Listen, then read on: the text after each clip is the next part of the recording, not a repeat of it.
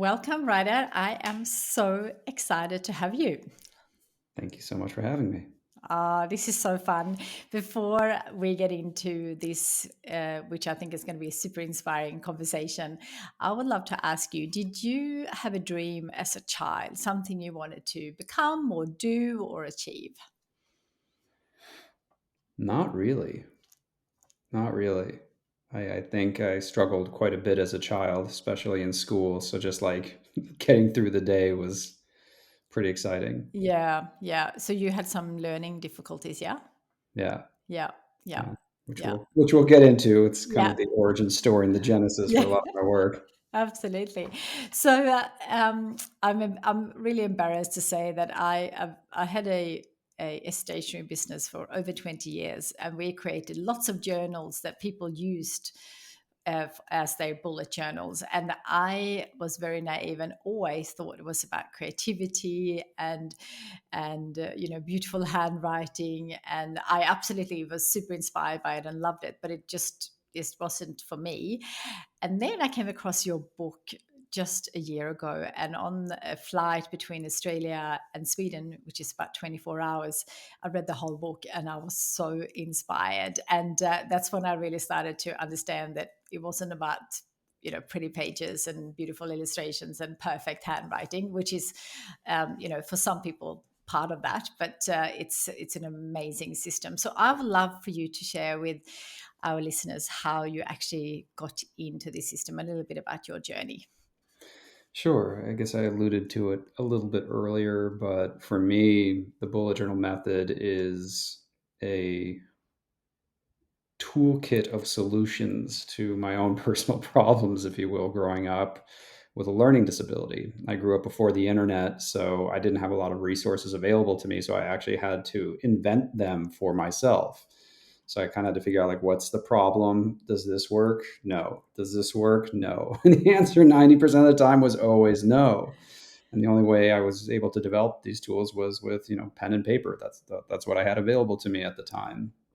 Every once in a while, something worked, and then something else worked, and then something else worked. And over time, I started developing this series of tools that I started to link to one another. So individually, they were really helpful. And then together, they actually create a really compounding effect, a real force multiplier that helped me become very focused and productive, things that I was not capable of growing up. So yeah, and till this day, I would say that the bullet journal method continues to evolve with the challenges that I have. I think that's something that makes it so different from other systems out there. It really reflects the needs of its author. So my bullet journal trajectory is very different from other people's. And I remember reading in the book, which was really inspiring, that I think you were um, having a chat to a friend who was getting married, and she had post-it notes and things all over the place, which I think a lot of brides to be perhaps have. But how did that's how you kind of got into actually sharing the system? Yeah, I mean, you have to understand that for the most part, I was kind of embarrassed by this because for me, these were the crutches for a faulty mind, right? These are the things that I had to do that other people seemingly didn't because everybody else had it together, but I did not. So I never dared to share it with anyone. But then I saw my friend's desk at work, and it was a complete disaster. And I'm like, wow, your desk kind of looks like what my mind looks like most of the time. And I have a thing for that. That's really helpful. And I saw it, and she was really struggling. So I kind of blurted out like, hey, I can offer something for your consideration that might be helpful. Right. And she's like, what is that? It's like, I have a way of organizing my mind. Would you like to know about this? It's using a notebook. She also had a notebook. She had 15 notebooks. She had everything, Yeah. whiteboard, post-it notes, this notebook, that notebook. She's like, absolutely. And that was a surprise. When she took me up on the offer, I was like, oh no, now I have to Yeah. explain this thing. I had never had to do that before because I quietly did it in my notebook and it just evolved over decades. And then all of a sudden somebody's like, make sense of it for me. So we went out together and I tried to like walk her through the way that I think. which was an incredibly humbling and embarrassing exercise in some ways because I also didn't have any terminology. It's like you move this thing over here and then this thing goes up here and this arrow goes this way. And it took me about 45 minutes to an hour to explain this to her because I'd never tried before. And at the end of it, I had like you could hardly look at her because like listening to myself explain it, I'm like, this is way too much. And I looked at her and she was sitting there looking at me with her mouth hanging open. I'm like, oh no.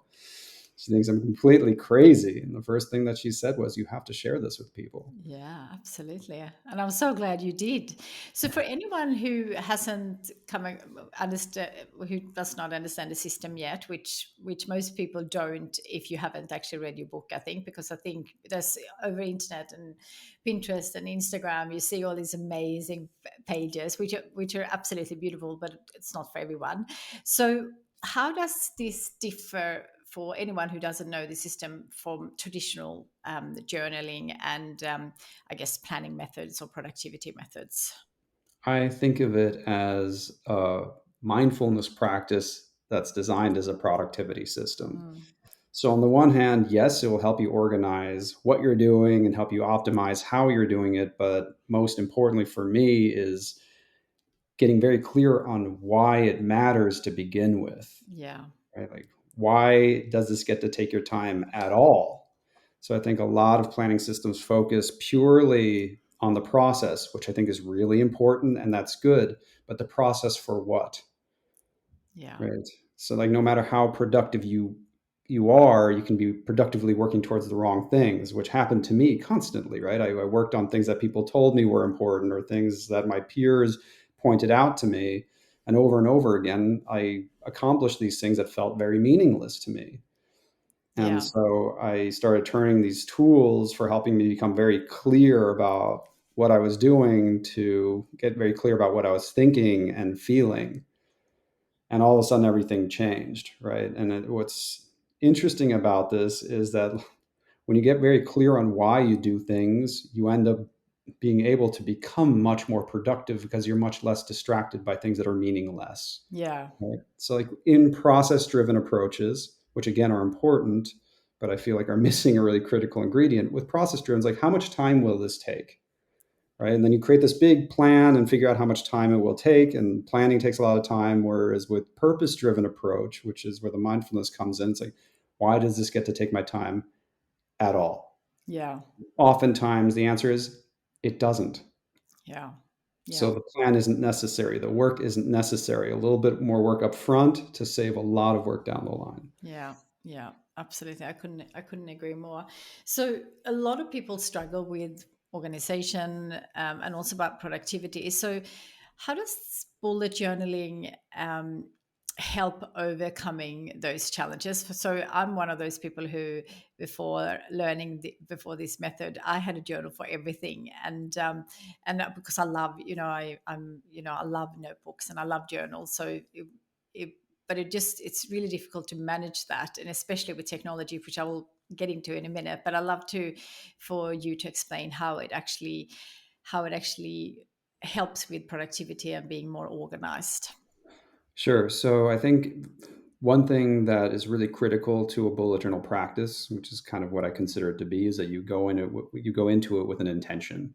Yeah, So the answer will be different depending on your intention because you will take different actions depending on what you actually value.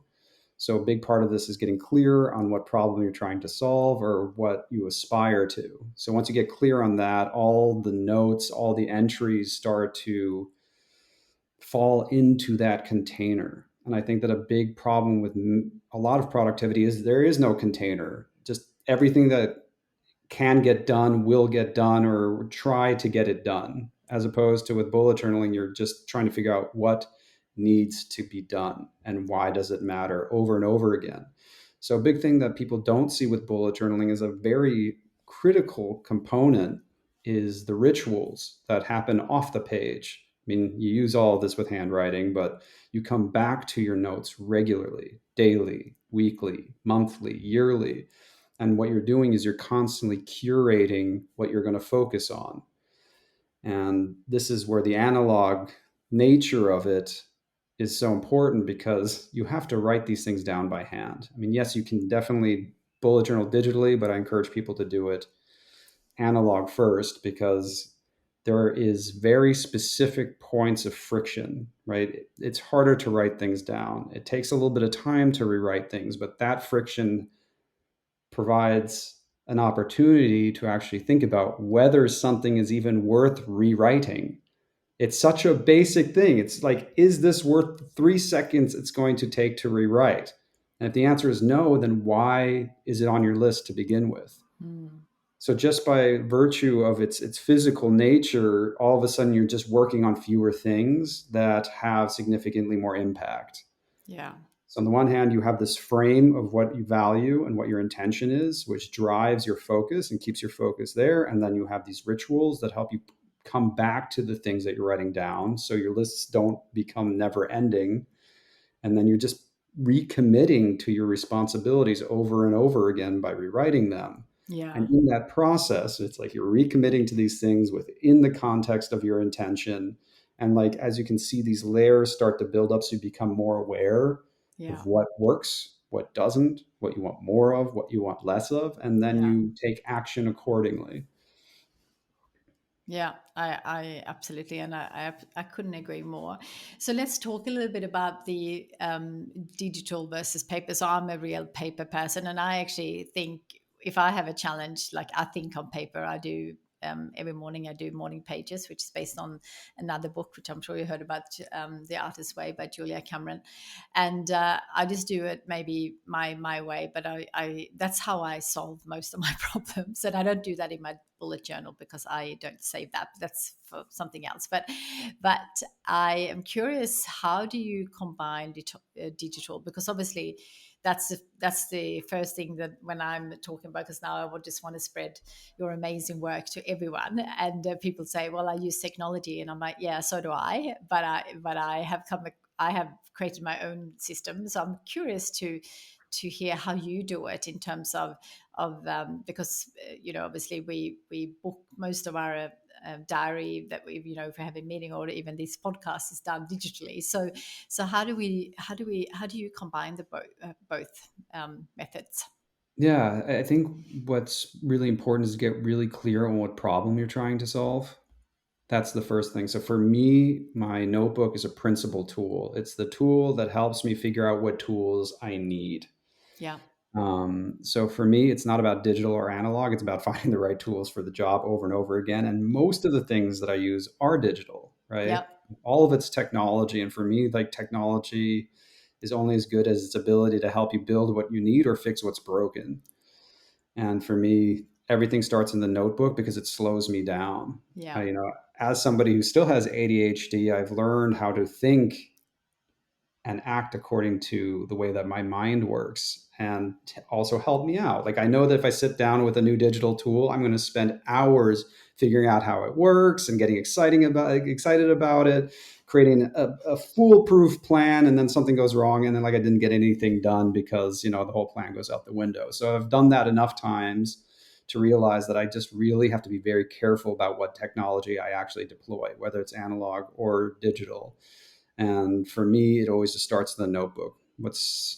So the way that my day usually runs is that I just write everything down in my notebook.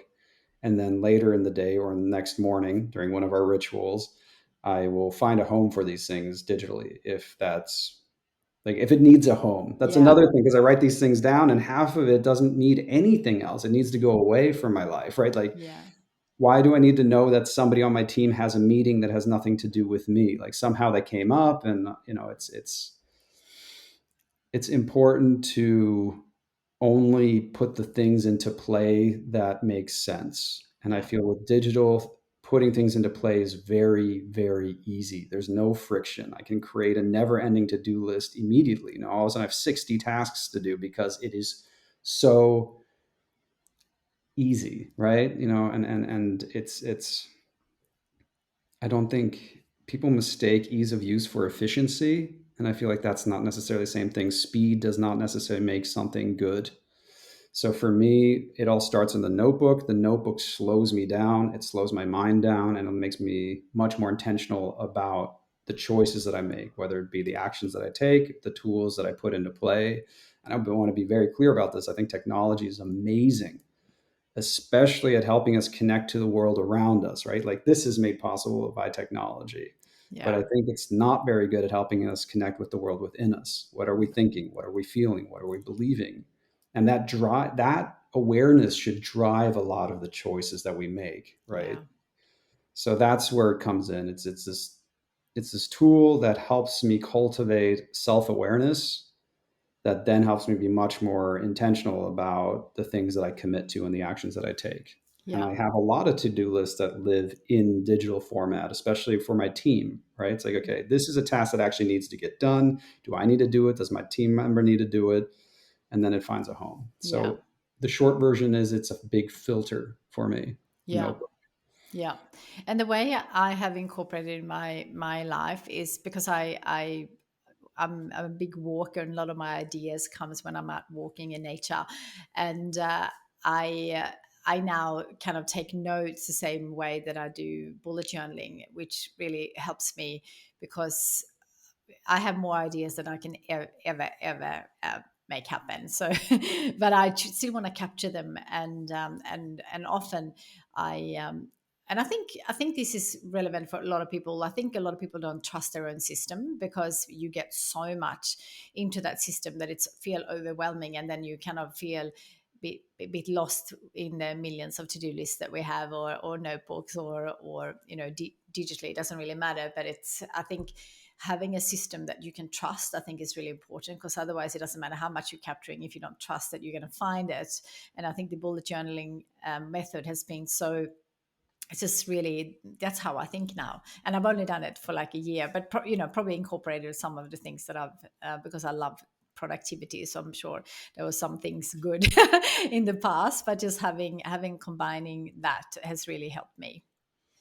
Yeah, I mean, my experience is very similar, and this is why I love this methodology, because not only does it create a foundation for you to express yourself, right? Like I give people analogies. I give people an empty house and they decorate it with their life, right? I don't tell you where things should be or whatever. I just like give you the foundation to make sure that your ideas have a home. Um, and a big part of this is really learning about yourself, because this is another big problem with other systems that I found. They're static, right? They have a really strong opinion. This is what you do, that's what you do, and that's it. And in my life, that's just not how my life operates, right? Maybe I find a system and it works really well for a year or two or for a week, and then it doesn't. And then all of a sudden, I force myself to try to use the system that's actually working against me and not for me. And that's a beautiful thing about having a system that unfolds on blank pages, Yeah. because you start picking the tools that you need when you need them. And bullet journal really provides this framework that you can slot anything into. Many bullet journalists do morning pages. They use GTD, they use Pomodoro, all this stuff Yeah. because it's flexible. It's Yeah. really like, okay, I like this idea. I'm going to slot that in here. I'm going to slot that in here. Does it work? Yes, no, great, move on. Yeah. And so it continues to reflect your needs. Like my bullet journal from my 20-year-old self is very different from my 30-year-old self, different from my 40-year-old self.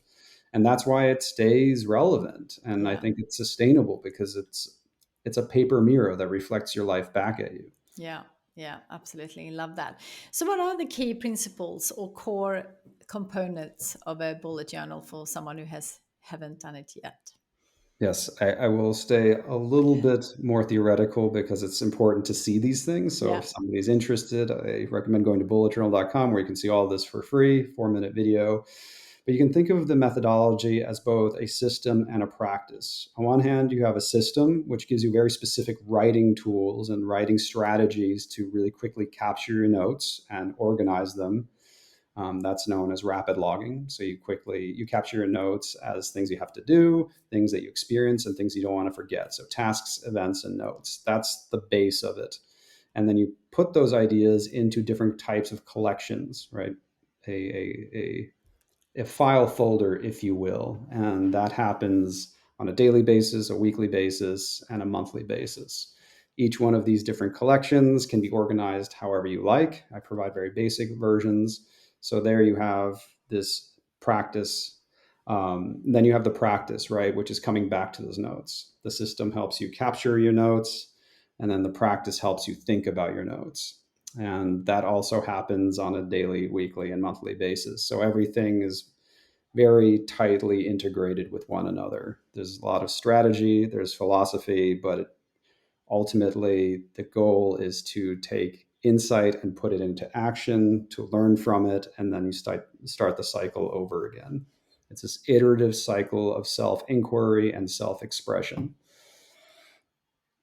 And what's your favorite part of all of the? Because one of my favorite is, I'm such a visual person. So when I work from my home office, I have a wall planner because I do quite a lot of talks. So I wanted to quickly know where I'm going to be, so if I can say yes and no versus going into my digital calendar, which obviously everything is in there as well. But just quickly, but I love the bullet journal, the future log, because as soon as because I travel a lot, I always have my journal with me, and it's also a good way of kind of remember, because I don't look at my wall calendar all the time, um, unless I need to. Versus the bullet journal, I look at daily, many times a day. So, what's your favorite? It depends on where I am in my life. Yeah, Often I like the weekly log, which is one of the most recent additions. I think I added it like 2 or 3 years ago because the way my life started to unfold.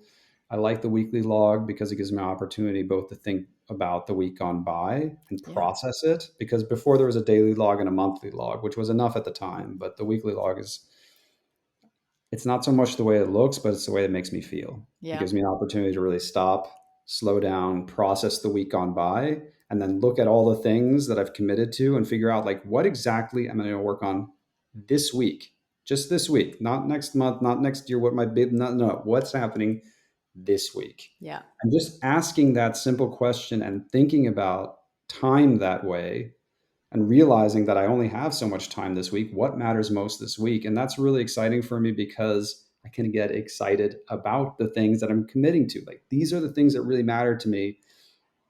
And I feel that. I yeah, feel that these are the most important things. So it helps me reconnect with my work. So I doesn't just get into a place, even though I love what I do, everything can just become automatic. yeah, Right. And then like, what's the point of doing this anyway? It slows me down. It's like, oh, I'm doing this because this matters, or I'm really excited about this thing. So I would say right now the weekly log has been really helpful, especially because I've been moving around a lot to kind of just give me an opportunity to think, to breathe, to process, and to get very clear on what the next steps are. yeah, absolutely. I actually went to a health retreat a few weeks ago, and I did daily log, and it was so nice because often I in the past I would have done that like in a specific journal, maybe at nighttime, and I just have had it, and it was such a great. I was there with my best friend, and it was so nice to actually log things that I normally perhaps wouldn't have. Put in a journal, and it was such a great way of I think when we go next time to remember what we did, because sometimes you just because I obviously don't use any digital devices when I'm on a health retreat, and it was so nice to capture those things, and the things that we ate and the things that we laughed at, and we were dreaming big, and I capture all those, and that was a really beautiful thing as well. Yeah, that's one thing that I also feel was is rather different about bullet journaling because there is no separation between work and play or Yeah, personal and professional.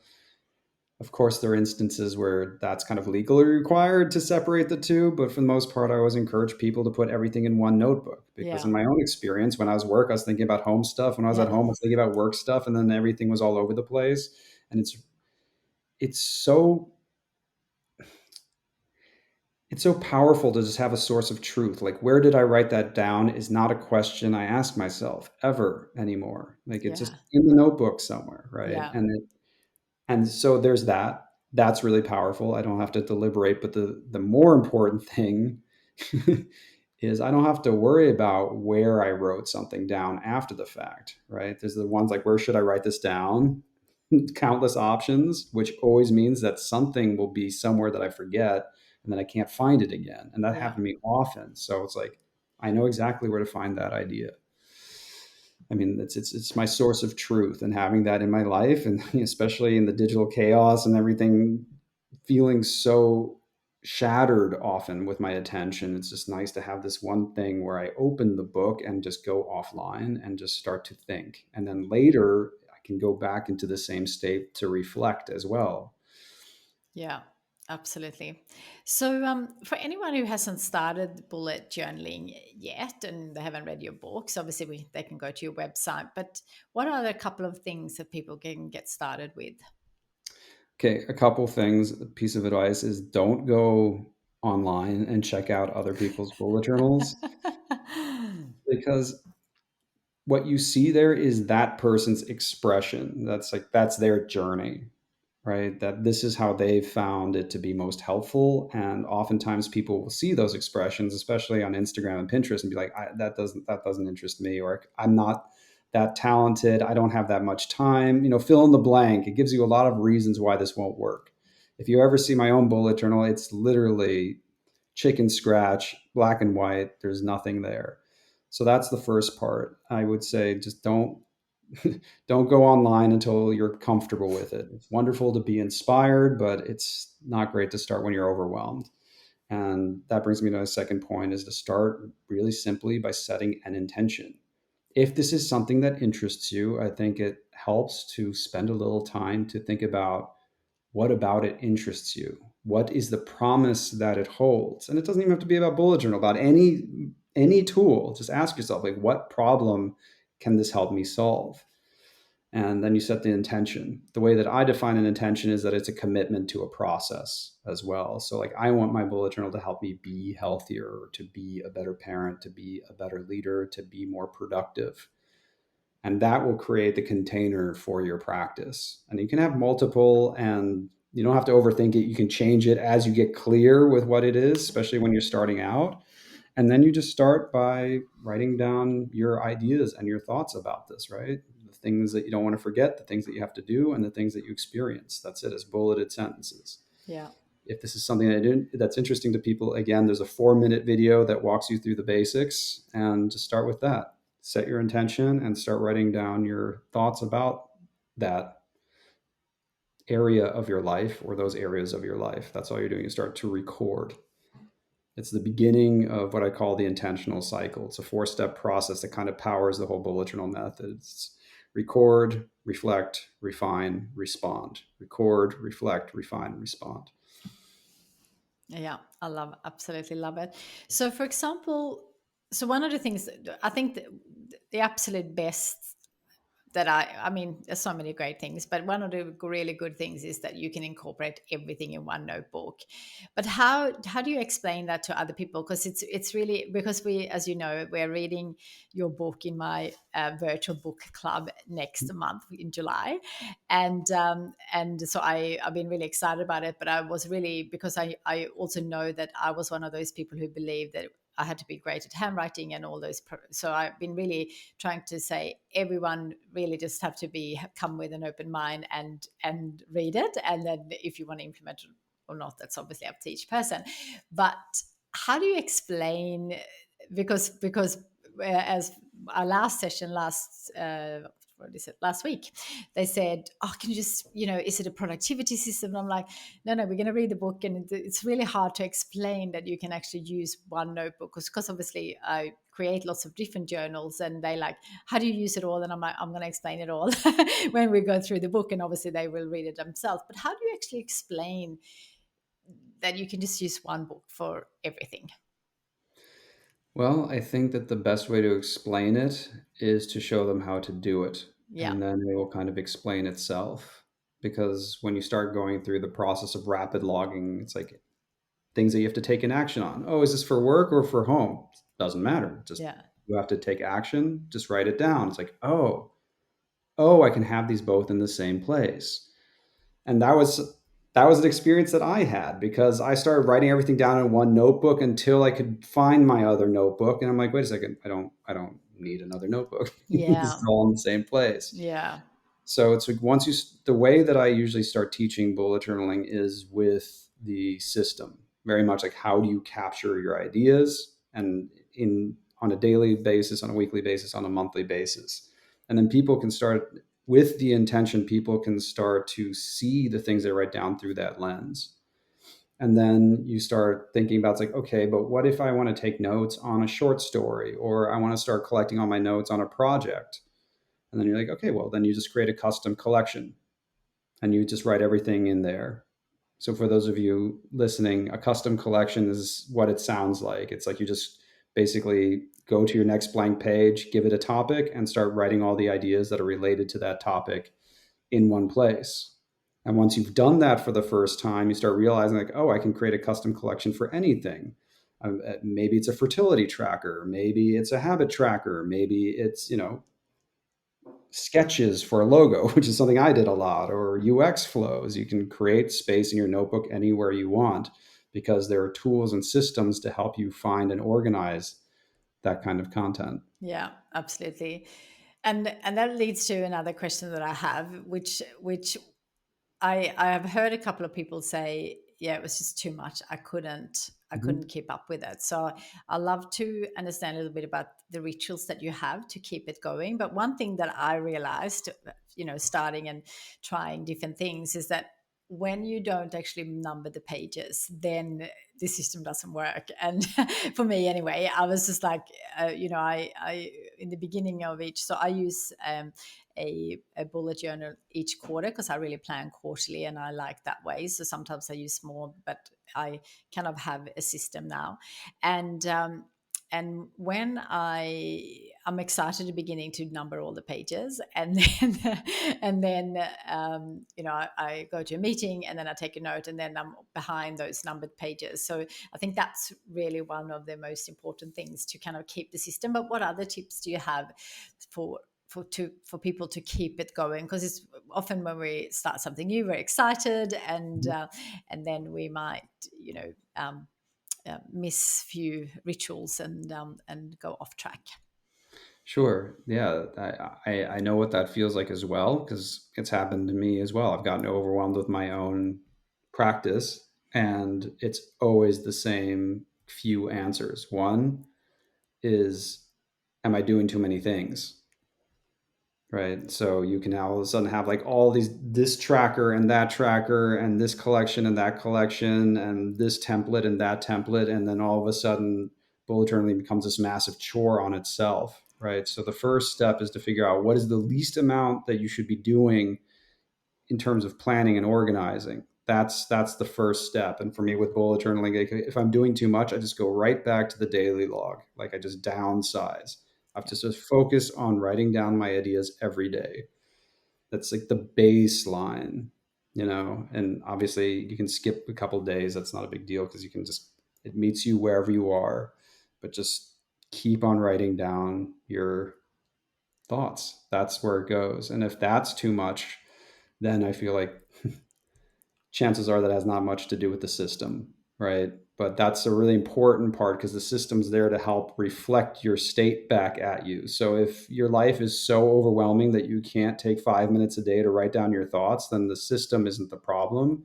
There's a problem with the conditions in which you're trying to navigate, right? Yeah. So you're probably taking on too much, and there's no system that's going to help you. And this is not a way for me to defend the practicality of bullet journaling, but it's something that I've encountered, right? Yeah. It's there is a world in which you keep focusing so much on the work that you forget that you need to have enough resources to do that work, right? There will always be more work than there will be you.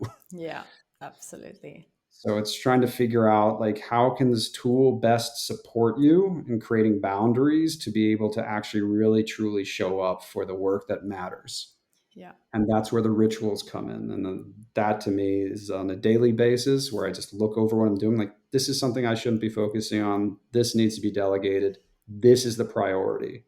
Every day I take time to do that. Yeah. And do you have a system for that? Like in terms of the rituals, do you have like do you do it first thing in the morning with your morning coffee, or how do you actually do it?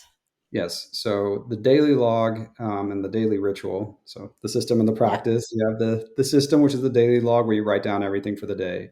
I sit down in the morning and I look back over my notes that I've taken the previous days and weeks within this current month, and I'm like, does any of that need to be done today?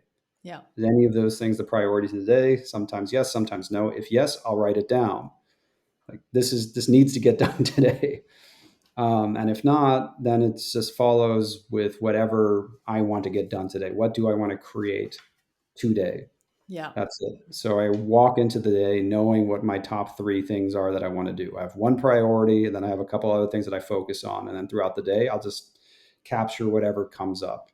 So, and then at night, I will review that again. So I'm like, okay, and fill in the blanks, right? So I can clear my head at the end of the day. I plan in the morning and clear my mind at the end of the day, which is really helpful. So the ritual bookends the day. And at night, I kind of can figure out, it's like, okay, actually, I can delegate this. This note is not important. This doesn't matter. This doesn't matter. And that happens a lot. You write down a lot of things that could be done and then realize they shouldn't be done. Yeah. Just because something could be done doesn't mean that it needs to be done. I'm like, no, this is busy work. This is 4 meetings that don't need to happen. Just taking that moment every day to come back to it and just think about what you write down. It sounds so obvious. And I know in my own life that I just didn't do that, Yeah. right? It's these simple tools just to take the time to take the time, Yeah. if you will. Yeah. So there's a daily ritual. We do something similar for the week, but so the rituals are there to think about our lives at different time scales, because it's hard to just think about life. So we think about life on a daily basis, on a weekly basis, on a monthly basis, quarterly basis if you want, and a yearly basis. So it helps us kind of zoom in and zoom out of our lives regularly. So you're not starting over all over the place. You take these times, you have these temporal milestones that help you curate your responsibilities and curate your thinking and believing and your actions regularly. Yeah. Yeah.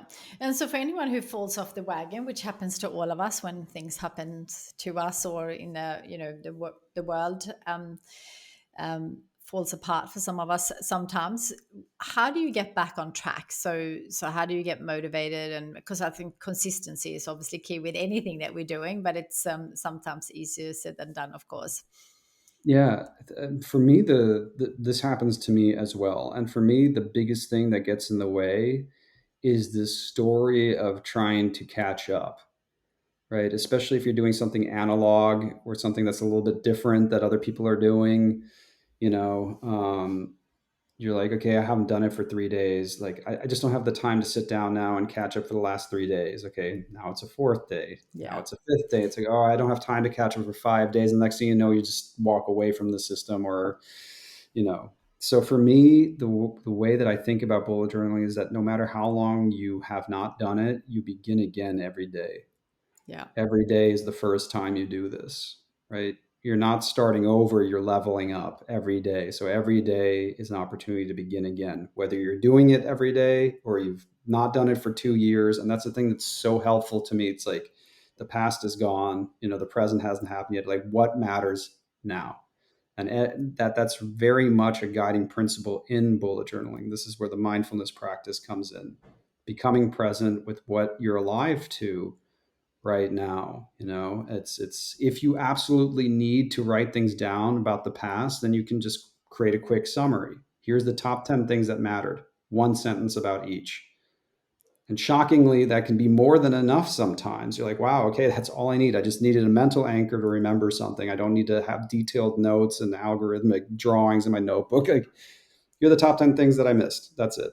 So if you need to get that off your plate, that's great. But for me, I invite people just to try with what matters today Yeah.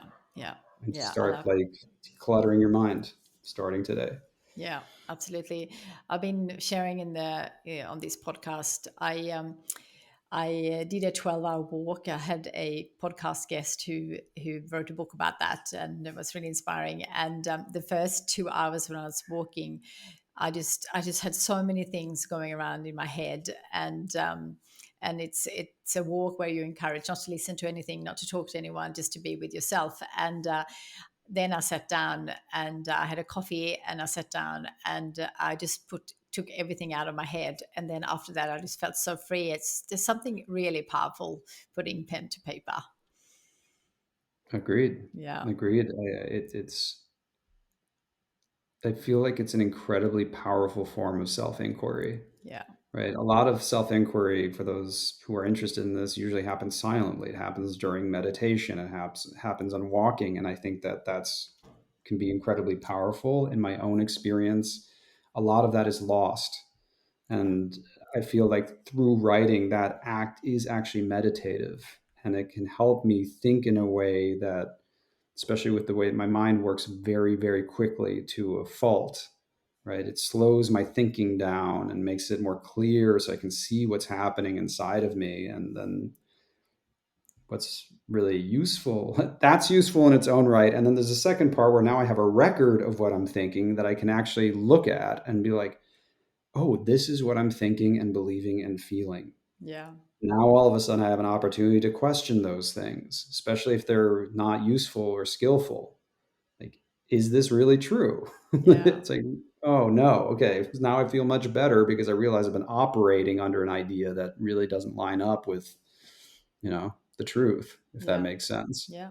Absolutely. It's like I have to hit this deadline. I have to hit this deadline. It's making my life miserable. It's like, why? Yeah. Why do I have to hit this deadline? What about this is life or death? Yeah. Nothing about this is life or death. It's like, Yeah. okay, I was just operating on autopilot and it was, crashing the plane. Yeah, absolutely. And I think we all do that in different ways. And then sometimes you realize that like years later on that you should have spent more time with your children or family or whatever or even by yourself.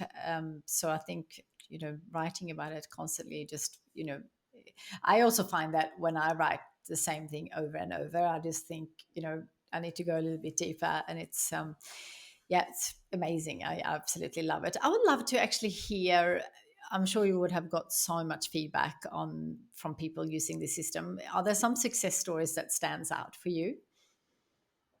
Many, many. I would say that the one that hits home often is when it saves people's lives, Yeah, whether it's their own because people are navigating very intense mental health crisis, or they are in a role taking care of somebody else's medical condition, right? I mean, the thing that made me go bullet journal full time was a letter like this. It was in the book, but I was sitting at an airport in a previous life, right, where I was still working on software design. And I got this letter from a mother who was able to save her child who went into a major seizure because she had written down all the doctor's yeah, information, all the medicine. And she was so in shock she couldn't speak, but she was able to tear out this page and give it to one of the paramedics, and they saved her child. Like, yeah. that's life changing response to my work Mm. for me. Oh, absolutely. I Yeah. remember I get goosebumps when I hear that, because I remember thinking that's amazing. And so many of us live such a full lives that when a crisis like that comes, you probably need a few moments to think about that. But if that was something that she kept doing all the time, then obviously that will be front of her mind, but perhaps not in her mind, but on paper, which is amazing. Yeah, and I feel like it can have a similar effect over the long term, right? Because in my own life, I saw how much time I spent focusing outward constantly for answers, for solutions, and it wasn't until I kind of changed that focus around, I realized that I have an incredible amount of agency in my own life Yeah. and responsibility in my own life. And that to me has been a profound shift. Like, Seth Godin says something, there is no lifeboat, right? You have to build your own. Yeah. That's really it. And like, how do you do that? What kind of boat do you need? Where does it need to go? Like, all these questions need to be answered by you. And a lot of the messages that I get from people that have been really impactful to me and really inspiring is people who realize this truth and start figuring out ways to build and create the tools that they needed to help them truly engage with their life and author the life that they want, which they didn't. They went from the victim of their life to an author of their life. And this is something that comes up over and over and over again, and it doesn't happen overnight. You're journaling and one day it's like, oh, wait, I have a choice here. Yeah. I have a choice in what action I take next. I have a choice in how I'm going to respond to this, right? And all of a sudden, that choice leads to another choice that leads to another choice. And all of a sudden, your life starts to change because you become aware of the choices you actually have.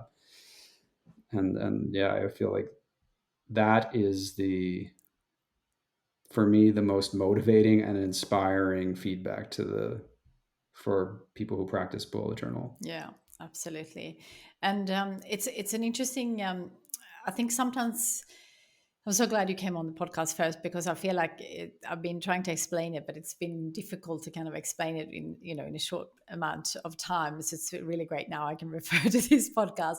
But also, I've been I started a business very young, and it became a global love brand, which has been amazing. And I got interviewed so many times about work-life balance, because I love what I get to do, and I am really grateful for what I get to do. I'm no longer part of that business, and I have a new business. But I got interviewed all the time about work-life balance, and I always referred back to a few things: walking, definitely, but journaling. And a lot of they just didn't they just like, yeah, but what's next? And I'm like, no, that's the thing. Like, the journaling, really, because I never really sat with things. I didn't have to whinge. I certainly did a bit of that as well, like we all do, but I kind of did all the whinging and the complaining and the victim mentality within the journal. And then I just felt like I was able to just get rid of that, not 100%, but I just felt like that really helped me reflect daily. And my morning pages, I just get it all kind of out. So have you found similar in terms of work-life balance? Because I'm sure that have had a big impact, especially in startups and things that you've been involved in as well. Yeah, I think it's been incredibly helpful. I think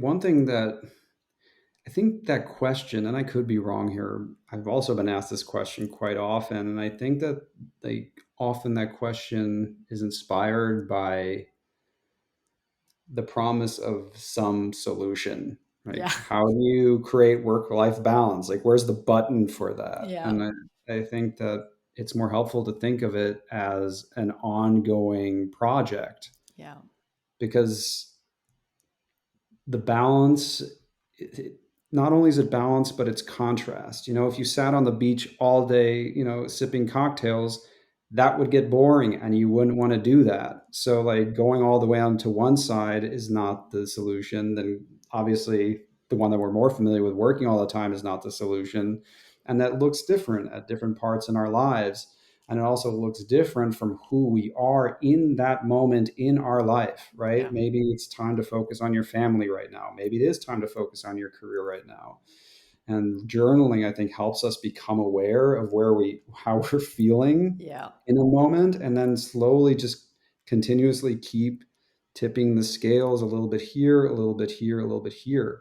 I think that the balance, we realize that the balance is off often in a moment of crisis, when we're not paying attention, when there is no balance. I think journaling, to your point, is the balancing act, the action of balancing. Yeah. It's not trying to recover the balance, it's like actually maintaining a balance, and that balance will look different at different times. And as far as I'm aware, it's a never ending project. Yeah, absolutely. And it's so true, because different seasons of life. Like, when I did my startup, and I'm in a new startup, which is very different, because now I have a family, versus when I started, it was just, I could work 24/7 and I loved it. And I still work a lot now, but I definitely have, I need to have more time to look after the family. So it's different at every point. And then we have other crises coming, so it's just, yeah, it's an ongoing process. And I think that's just how it is.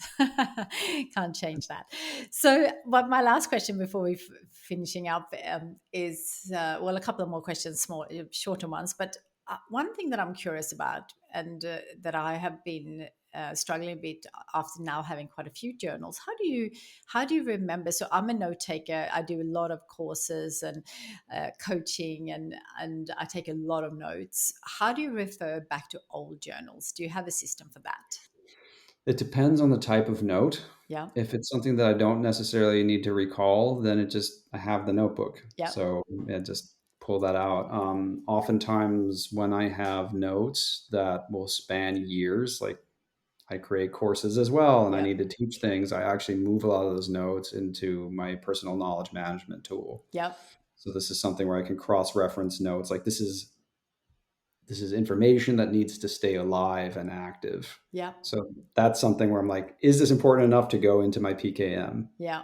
So that's stuff where I'll use software for, especially because I write a lot of articles as well. So I have to Yeah. cite things and cross reference things. And to me, Notebook isn't necessarily great for Yeah. that, Yeah. right? The cross referencing stuff. And this is a perfect example. We're using the right tools for the job. Yeah. That being said, when I do read, so like a lot of my notes come from reading, like I will make notes. So rather than taking notes, I will make notes in my notebook, Yeah. right? These are ideas that were inspired by the things that I'm reading, Yeah. as opposed to actually copying facts from that. Yeah. That's Kindle stuff, right? I could just Yeah. highlight it. Yeah. Taking notes is, but making notes, that goes in my notebook. And again, most of those things won't be interesting in 2 weeks or something.